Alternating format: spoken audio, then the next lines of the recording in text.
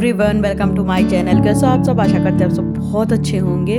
और ये आज का ब्लॉग शाम से शुरू कर रहे थे, तो इधर हमने जो प्रीवियस ब्लॉग में आपने देखा ही होगा कि गाजर के हलवे में हमने गाजर का हलवा बनाना शुरू कर दिया था। तो फिर उसके बाद बीच में क्या हुआ था, जैसे ही गाजर पक गई ना, और उसके बाद हम थक भी गए थे, तो हमने गैस कर दी थी ऑफ। हमने सोचा था कि जो बाकी रह गया वो शाम को पूरा कर लेंगे।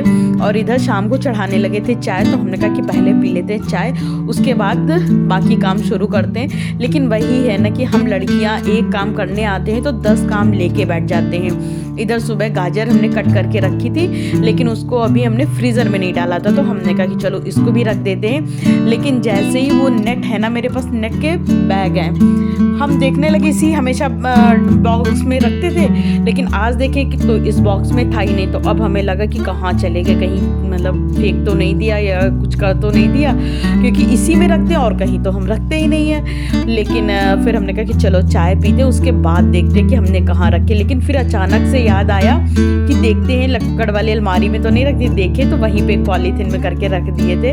रखते हम चीज़ अच्छे से ही है, धुल के साफ सुथरी करके रखते कि जब भी काम आए तो यूज़ में आ जाए चीज़ें। ये ऐसा ना हो कि मेरे चीज़ तो है लेकिन हम उसको यूज़ नहीं कर पा रहे हैं। फिर फटाफट उसको निकाला, उसमें सारी गाजर भर देंगे।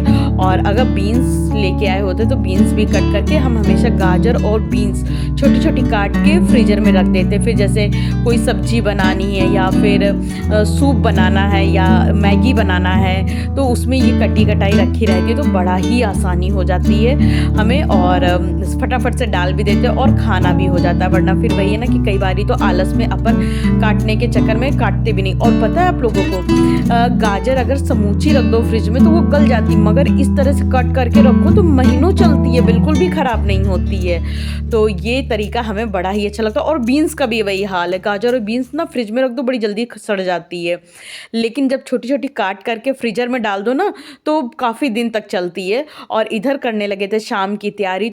और खाना बनाने की तैयारी हम थोड़ा टाइम से ही शुरू कर देते हैं, क्योंकि फिर अगर देर हो जाती है ना खाना बनाने में तो फिर शाम को ना ज़्यादा कुछ मन नहीं करता। तो इधर चाय में उबाल भी आ गया था, तो हमने कहा चलो चाय पीते जाएंगे और सब्जी कट करते जाएंगे। होता क्या है कि अगर थोड़ा सा देर हो जाती है तो क्योंकि खाना भी बनाना होता है, हस्बैंड के लिए नाश्ता भी बनाना होता है, सूप भी बनाना होता है, तो काफ़ी सारी चीज़ें होती हैं। और कई बार शाम को कोई ना कोई गेस्ट भी आ जाता है, तो उसको चाय नाश्ता पानी कराने लगो, तो इस चक्कर में इतनी देर हो जाती है। फिर जब ज़्यादा रात हो जाती है ना तो फिर खाना कुछ करने का किचन में मन नहीं करता है। तो हमें रहता है कि जो मोस्टली काम है वो इसी टाइम पे हो जाए, जल्दी हो जाए। फिर तो ये है ना कि हस्बैंड का थोड़ा सा है कि नहीं, सूप बना लाओ, ये बना लाओ, वो बना लाओ, कभी कहते मखाने तल लाओ। तो ये छोटे मोटे काम करने में टेंशन नहीं है, लेकिन जैसे भारी भरकम काम है, किचन साफ करना, खाना बनाना, ये टाइम से हमें लगता हो जाने चाहिए। और नाश्ते की तैयारी हम ऑलमोस्ट करके ही रखते हैं, ताकि जब भी हस्बैंड ऑफिस से आए तो हमें बहुत ज़्यादा उतने टाइम काम ना पड़े। और इधर हमने ये जो छोटी छोटी प्यारी प्यारी प्यालियाँ लाए थे, तो हमने सोचा चलो इतनी खूबसूरत सी प्याली हैं, इसमें एक में हम रख दिए थे हल्दी, और जो नीचे वाली प्याली रखी है सुंदर सी प्यारी से, उसमें रख देंगे धनिया पाउडर। तो होता क्या है, जब भी सब्जी में तड़का लगाओ तो सबसे ज़्यादा धनिया और हल्दी की ही ज़रूरत लगती है, तो इस तरह से हमें खूब हैंडी भी रहा करेगा और दिखने में भी सुंदर लगता है। फिर इधर किचन जैसे नहीं काम वाम करते करते थोड़ा सा गंदा हो जाता है सब्जी वब्जी कटिंग चॉपिंग करने में, तो मेरी आदत है कि ज़्यादा शाम नहीं, धूप ढलने से वो सनसेट होने से पहले गौ धूल के पहले एक झाड़ू लगा दे किचन में, ताकि किचन साफ़ सुथरी हो जाए। और इधर ये जो आपको लग रहा होगा किचन गंदी है, वो गंदी नहीं है। एक बारी मेरे हस्बैंड से रेगुलेटर गिर गया था, जिसकी वजह से वो खाली एरिया बहुत ज़्यादा चिटक गया था और दिखने में गंदा लगता है, पर वो गंदा है नहीं। तो इधर हम अपना सब्जी में तड़का भी लगाते जा रहे थे। और हाँ, झाड़ू लगाने के बाद हमने अच्छे से साबुन से हाथ धो लिया था। ऐसा नहीं है कि झाड़ू लगाया और डायरेक्ट आ गए कुकिंग करने, हमें बिल्कुल इतनी घिन आती है। वैसे भी कहते हैं कि झाड़ू छुओ या पोछा होता नहीं है वाइपर, ये सब छूने के बाद साबुन से हाथ धुलना चाहिए। हम किसी किसी को देखते ना कि वाइपर छुआ हाथ नहीं धोया, झाड़ू छुआ साबुन से हाथ नहीं धोया। हमें इतना घिन आती है कि क्या ही बताएं। लेकिन ये है ना कि छोटी छोटी चीज़ों के लिए किसी को टोका नहीं जा सकता। हम लोगों की मम्मी क्या है बचपन से सिखाती थी, झाड़ू छुआ है, पोछा छुआ, साबुन से हाथ धो जाके, तो वैसी हम लोगों की आदत हो गई है। तो इधर वही है कि बंधे में तड़का लगा रहे थे।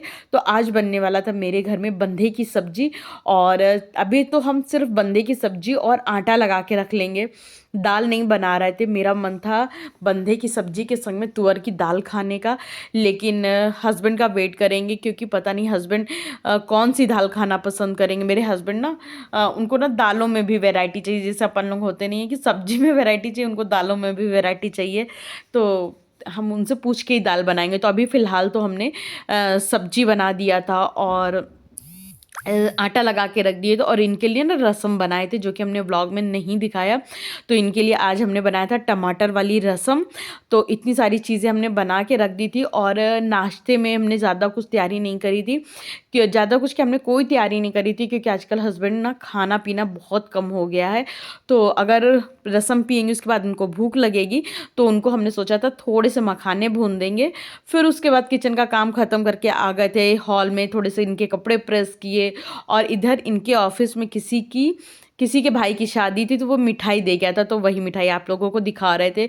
और ये सब करने कराने के बाद मेरे हस्बैंड आ गए थे, उनको सब उनकी तैयारी व्यारी की, उनको उनकी मतलब सेवादारी की है, और उसके बाद आ गए थे अपनी संध्या करने के लिए। संध्या करने के बाद भगवान जी को पूरा रजाई वजाई उड़ा दिए थे ताकि उनको ठंड ना लगे, और फिर आ गए थे इधर दाल चढ़ाने के लिए। जब हस्बैंड ने कहा, काफ़ी रात हो गई थी, तो हमने कहा कि अब तो खाने का टाइम हो रहा, और हस्बैंड से पूछ रहे थे, वो कुछ बता ही नहीं रहे थे, कुछ बोल ही नहीं रहे थे।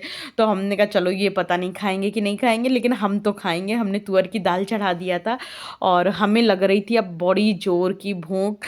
तो हमने कहा कि नहीं, आज तो हम बंधे की सब्जी के संग में तुअर की दाल खाएंगे, क्योंकि हस्बैंड कुछ जवाब दे नहीं रहे थे। तो हमने कहा कि चलो वो उनके मन की नहीं तो हम अपने मन की तो पूरी कर ले, कभी कभी तो अपने मन की भी कर लेनी चाहिए।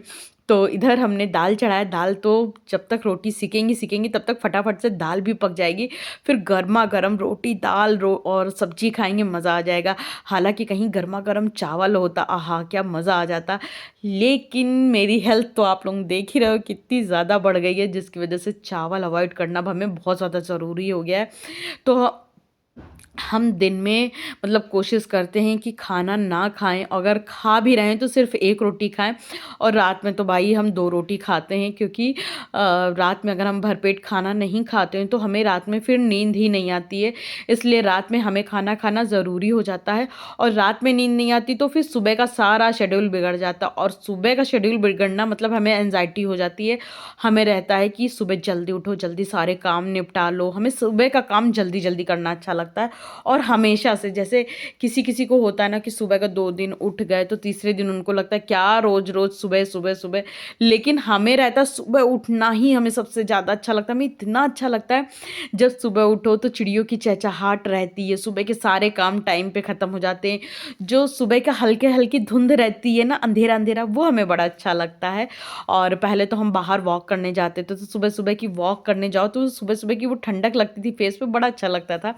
तो इधर हमने लगा लिया था अपनी थाली, और हम दोनों लोगों ने खाना खाया, फिर भगवान जी को सुला दिए थे, और अब हम भी सो जाएंगे जाके।